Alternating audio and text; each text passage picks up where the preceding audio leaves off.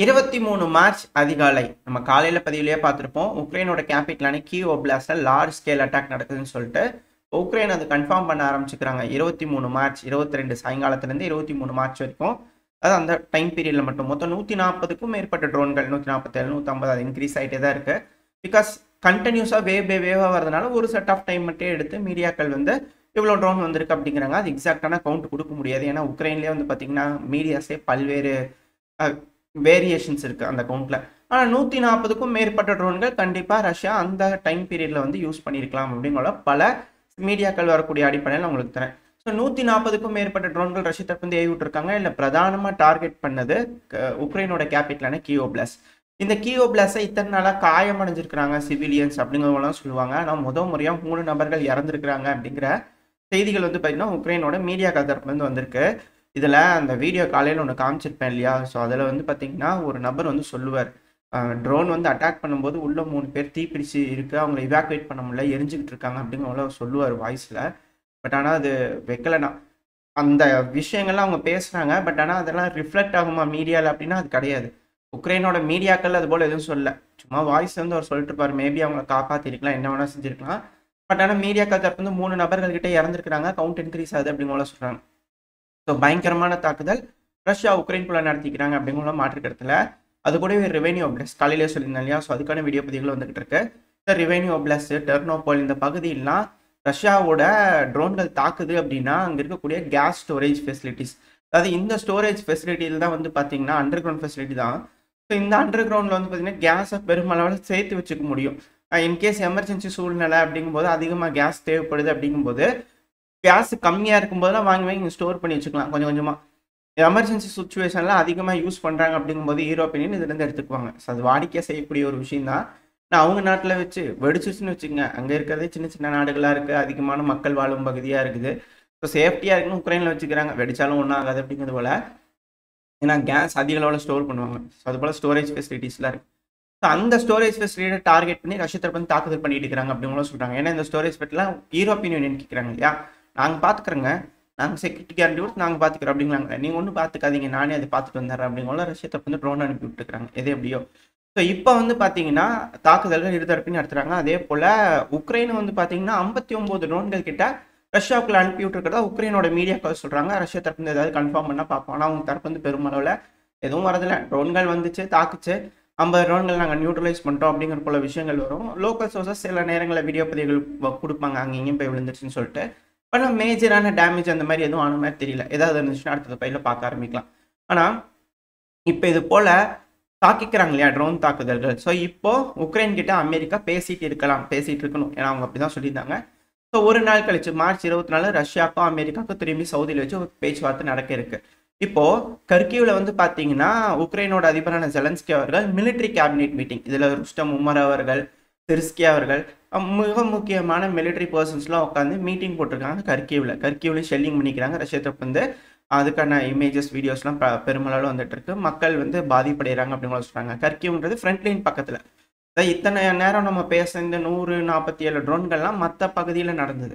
இது இல்லாமல் ஃப்ரண்ட் லைனில் இந்த ஃபேப் குண்டுகள்லாம் டெலிவரி பண்ணுவாங்களே அதெல்லாங்கன்னா கிரமட்டாஸ்கில் முதல்ல தாக்குதல், அப்புறம் பக்ராஸ்கில் தாக்குதல், அதுக்கடுத்து வந்து பார்த்தீங்கன்னா கொஸ்டான்டினிஃப்காவில் தாக்குதல், அப்புறம் கர்கிவ்ல தாக்குதல். இது போல் லைனாக வீடியோ பதிவுகளும் உங்களுக்கு இமேஜ் லோடாக இருக்கும். ஸோ இது எல்லாமே அங்கே அது போல் ஷெல்லிங் நடந்துகிட்டு இருக்கு, பயங்கரமான ஷெல்லிங். ஸோ இந்த தடவையும் 1000 மார்க்குக்கு மேலே தாண்டி வந்துடுவாங்க. பர் வீக்குக்கு 1000 ஃபேப் குண்டுகளும் உக்ரைனில் டெலிவரி பண்ண மார்க்கை தாண்டிடுவாங்க அப்படிங்கிறது போல் இருக்கக்கூடிய கவுண்ட் வச்சு பார்க்கும்போது தெரியுது. ஸோ களத்துலையும் வீரியமாக ரஷ்யா தரப்பு வந்து தாக்கிட்டு இருக்கிறாங்க. அட் த சேம் டைம் ட்ரோன்கள் உக்ரைனோட பல சிட்டியும் தாக்கிட்டு இருக்கு. இப்போ இந்த டைமில் இவங்க மீட்டிங் போகிறதுக்கான காரணம் என்னென்னா மிக முக்கியமான விஷயங்கள் பேசிக்கிறாங்க. அதாவது இண்டஸ்ட்ரியல் ஃபெசிலிட்டிஸாக இருக்கட்டும், இல்லை எலக்ட்ரிக்கல் இன்ஃப்ராஸ்ட்ரக்சராக இருக்கட்டும், பவர் பிளான்ஸாக இருக்கட்டும், இதெல்லாம் வந்து எதெல்லாம் தாக்கக்கூடாது அப்படிங்கிற ஒரு லிஸ்ட்டை ஜென்ரேட் பண்ணி லொக்கேஷன்ஸ் ஸோ டீட்டெயில்டாக வந்து பார்த்தீங்கன்னா எடுத்து அமெரிக்கா கிட்ட கொடுத்துருப்பாங்க உக்ரைன் அப்படிங்கிற சொல்கிறாங்க. ஸோ அந்த விஷயத்தெல்லாம் கொண்டு போய் ரஷ்யா கிட்ட கொடுத்துட்டு ரஷ்யா ஒரு டீட்டெயில்டான இன்ஃபர்மேஷன் ஒரு ரிப்போர்ட்ஸ் வச்சுருப்பாங்க எது மேலாம் தாக்கக்கூடாதுன்னு சொல்லிட்டு.